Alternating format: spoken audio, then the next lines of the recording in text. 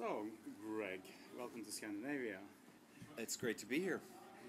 Usually after a presentation it's the audience that evaluates the speaker, but it's quite obvious that they will give you wonderful reviews. So I would like to twist it around. How do you rate the audience today? Well, they were quiet at first, which was sort of surprising. But I guess when you think about it, it's not all that surprising. This is a pretty intellectual crew here, intellectual crowd. So, what I found through the speech, though, was that as I went on, I was noticing more of their body language, and it looked like I was getting nods and the sort of the little micro movements that indicate that people are listening and are engaged. So it felt good, and the questions afterwards I thought were excellent. So they clearly were listening. Mm. You feel that market researchers can take on your message about innovation and how to structure it? Well, I hope so. I think, like any industry, it needs reinvention, pretty much constantly, in order to stay fresh and in order for organizations to survive. Particularly the actual market research vendors that are in the room.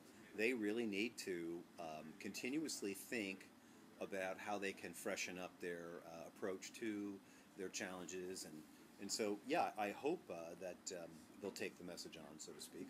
It certainly was for them. Yeah. Well, one thing that made your speech and your answers to the questions very interesting was all your experience from a lot of large companies and from running own companies, and you really have a wealth of knowledge there. What keeps you going? Do you think that sometimes that no, I've done the most I could do in my life? Well, I don't think that I would do another startup. Because it takes so much focus and so much energy to do that sort of thing, particularly if you're the lead person. So I don't think I would do that again. But the things that I'm doing now are sort of an evolution of not, I've gone sort of from early on in my career to not being able to do the things I wanted to do, to gradually being more and more able to do the things that I want to do. And so right now, this is like the payoff. I get to do exactly what I want to do, which is sweet. I mean, for me, there's nothing better, and it just gets a little better all the time in that way. So I still enjoy being engaged with people, still enjoy doing things. So, as long as I'm loving what I'm doing, I'm going to keep doing it. Yeah, and you have accomplished one of those things that a lot of us say that sometime I want to write a book. You've written Jack's Notebook, and you're out selling it and signing it, and which is a nice thing that to put to an event. It's great fun. Yeah. What has writing the book meant for you as a speaker? Well, more credibility.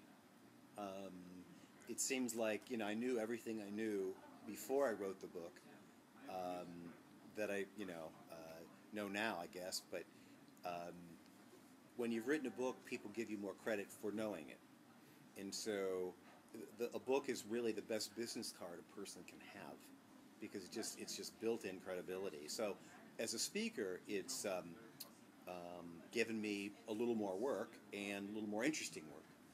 Mm-hmm. And, when I speak to academic researchers who have written books, they often say that I didn't make any money on the book, but it gave me opportunity to have a few presentations. Now, your book is both founded in sound academic knowledge, but also in it's a sort of a normal novel, a normal story, so to speak. It is. Has it been easier to earn money on a book like that? Well, it's never going to be something I could retire on. So it's not a big money maker. But as I said earlier, it enables other work. So it'll either get me a speaking job, or it'll be the kind of thing that has me sort of look more attractive in a bidding situation for a piece of ideation work or some research work or other work that I do. So it's definitely helped me economically. But it is, as I said, it's not a money maker to any great extent. Now, I suppose there's a scenario where it could sell more and more every year, and I'm certainly hoping that occurs. There are books that have, as you know, that take time to sort of build up, and like Julia Cameron's The Artist's Way was a book that actually was 10 years and becoming a bestseller. So who knows? Maybe that could happen for me, and if it does, great. If it doesn't, that's okay too.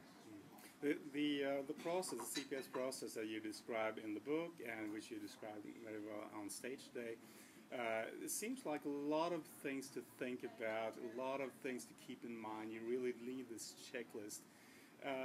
Have you experienced coming to a point where all these things come natural in the creative process? Yes.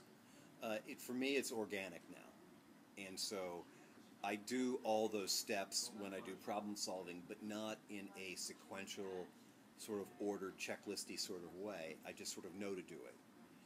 But that comes with practice. If you learn the process and do it deliberately, at first it is kind of like you've got to go back and say, oh, did I do that right? But then eventually you sort of get to a period of competence without thinking. Without thinking consciously about doing that. And, you know, sometimes you use it in a very light sort of way, too. So, for instance, if I'm in a situation that's complex enough to require some serious thinking, but I don't have much time, and maybe I'm driving somewhere, I'll just sort of run through in my head, okay, let's take some time and think about and explore this problem mentally. What do I know about it? You know, what don't I know about it? What excites me about it? What gives me a bad feeling? You know, so I explore, you know, without it going to the market or doing anything terribly rigorous. And then I said, okay, well, what are 5 things I could do?